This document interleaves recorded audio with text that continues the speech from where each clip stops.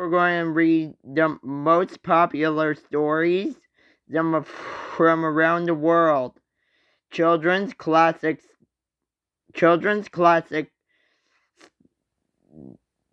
stories. Volume 1.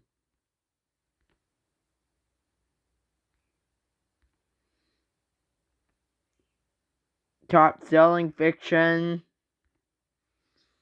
Little Red Riding Hood. Once upon a time there lived a little girl with her parents at the edge of the woods. Her mother had made her a cloak and hood of warm red wool, which suited her so well that she would never wear anything else. This gave her the name Little Red Riding Hood. One day her mother handed her a basket of goodies and said, "Little Red Riding Hood, take these goodies to your grandmother who lives at the other end of the wood." "Okay, Mother," Little Red Riding Hood answered, delighted to visit her grandmother. "Go straight to grandmother's house, be careful, and don't stray from the path," her mother warned her, "and don't talk to any strangers on the way." Little Red Riding Hood nodded as she took the basket and set off for her grandmother's house at the end of the woods. Since it was a beautiful day, then the woodland, creatures were running about. The little girl strayed from the path, but she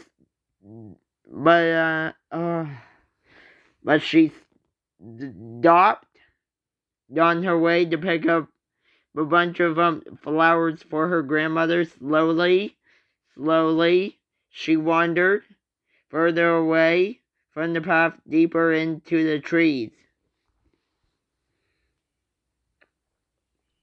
She felt two pairs of eyes watching her. She found herself face to face with a very large wolf with pointed eyes and sharp teeth. "Good morning, my dear," the wolf greeted her. "Where are you going on such a fine morning?" "To my grandmother's house," the girl replied, forgetting her mother's advice. "She lives at the end of the woods," she added foolishly. "What is your name, my dear?" he asked, as charmingly as he could. "Little Red Riding Hood." Now the wolf, being cunning, grinned at Little Red Riding Hood and said, "Pick a few more flowers for your grandmother, my dear, then we can race to see who reaches grandmother's house first." No sooner had Little Red Riding Hood turned to pick up a few more flowers, then the wolf raced all the way to grandmother's house.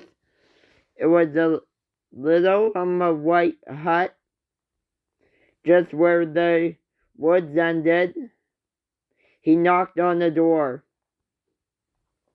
"Who is it?" Red Riding Hood's grandmother called from inside the hut.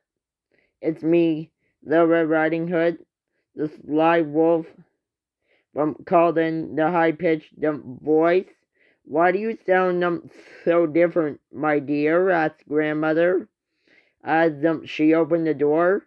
But as she had opened the door, the wolf gobbled her up whole. My grandmother was now safely inside the tummy of the big bad wolf. The wolf at once wore grandmother's night dress and night cap and got into her bed. He lay in wait for Little Red Riding Hood.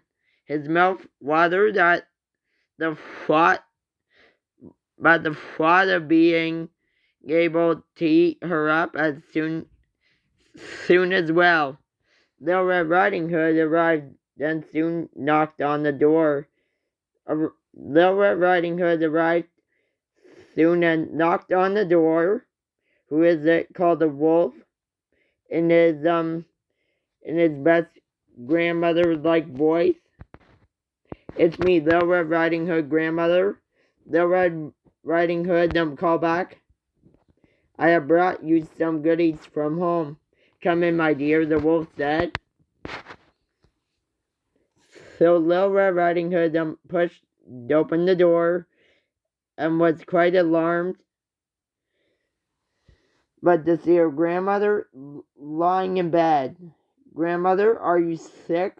Cried the worried girl. No, the wolf assured her. Little Red Riding Hood peered closer at the wolf in her grandmother's clothes and said, Grandmother, your eyes look rather large today. All the better to see you with my dear.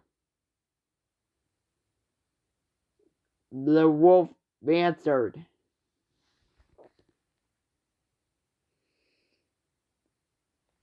She went a little closer to him and said, and your ears look more pointed too. All the better to hear you with, my dear. The wolf said, Grandmother, what sharp teeth you have today, she cried. All the better to eat you with, my dear. The wolf shouted and leaped out of leaped out of bed, but towards the Little Red Riding Hood. Little Red Riding Hood let out a piercing scream which was heard by a huntsman who was just passing by. He rushed into the hut and found the girl shrinking in fright, and the wolf about to strike her.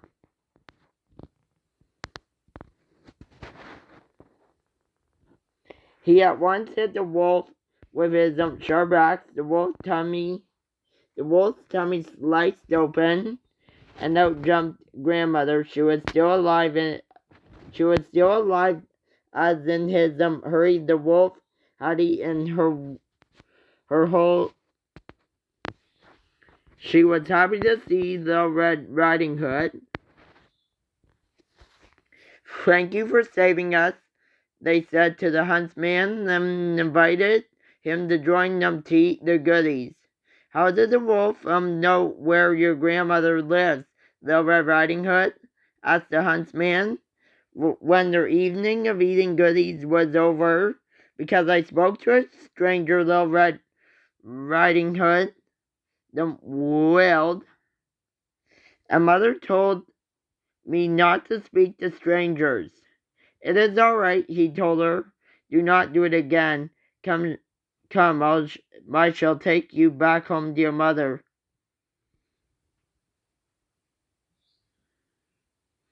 So they set off down the path back to Little Red Riding Hood's house.